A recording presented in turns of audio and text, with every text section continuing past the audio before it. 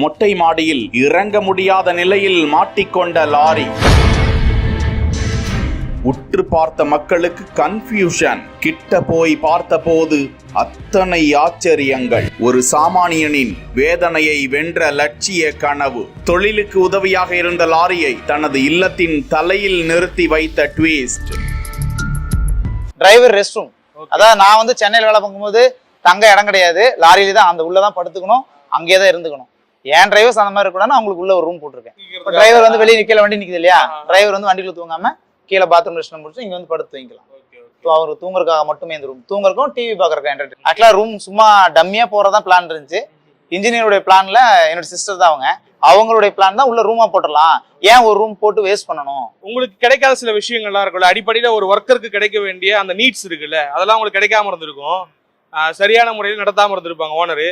இப்ப நீங்க ஓனர் ஆனதுக்கு அப்புறம் உங்களுடைய தொழிலாளர்களே நான் இப்பவும் டிரைவரா தான் இருக்கேன். அந்த டிரைவரா எனக்கு என்ன கிடைக்கணுமோ அதை என் டிரைவருக்கு கொடுக்குறேன். பெருசா கொடுக்க முடியலனாலும் என்னால முடிஞ்சது கண்டிப்பா கொடுத்துட்டு இருக்கேன், செஞ்சுட்டு இருக்கேன். அவங்களுக்கு தேவையான சப்போர்ட் பண்ணி கொடுத்துட்டு இருக்கேன். அதாவது அடிப்படை தேவைகள், நாங்க அடிப்படை தேவையே இல்லாம தான் இந்த இடத்துக்கு வந்தோம்.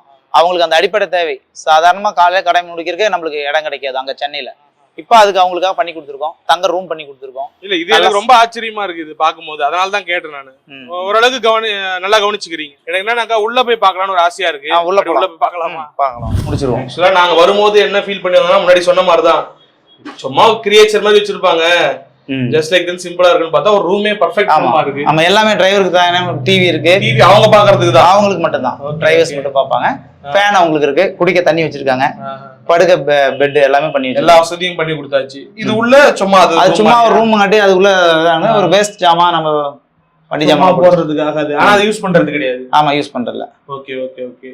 இப்ப நீங்க எப்பயாவது வந்து படிப்பீங்களா, சும்மா ரிலாக்ஸ் ஆகிறதுக்கு? வந்து உட்கார்ந்து இருந்திருக்கேன், டிவி பார்த்து இருந்திருக்கேன், உட்காந்துருக்கேன். ஆனா வந்து இது வரையும் படுத்தது இல்ல.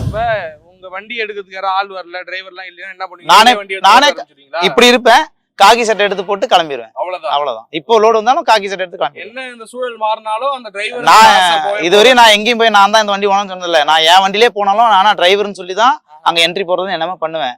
அந்த கஸ்டமர் வந்து என்னை பார்த்துருக்க மாட்டாரு, போன்ல தான் பேசிருப்பாரு. அப்ப கூப்பிடுவாரு, ஆனா இந்த மாதிரி ஆனா நான் தான் வந்திருக்கேன்னு சொன்னதுக்கு அப்புறம் தான் அவர்கிட்ட ஆனா எனக்கு தெரியல டிரைவர் வந்திருக்காருன்னு நினைச்சிட்டு அப்புறம் உள்ள கூட்டிட்டு போய் இன்வைட் பண்ணுவாங்க. இந்த வண்டிங்கிறது 2ங்கிறது 4 ஆனாலும் சரி 10 ஆனாலும் சரி நான் இப்படியே தான் இருப்பேன். தயாரா தான் இருப்பீங்க. வண்டி எப்ப ரெடியா எப்பவுமே வண்டி எடுக்க தயாரா இருந்தா தான் இந்த தொழில ஜெயிக்க முடியுங்க.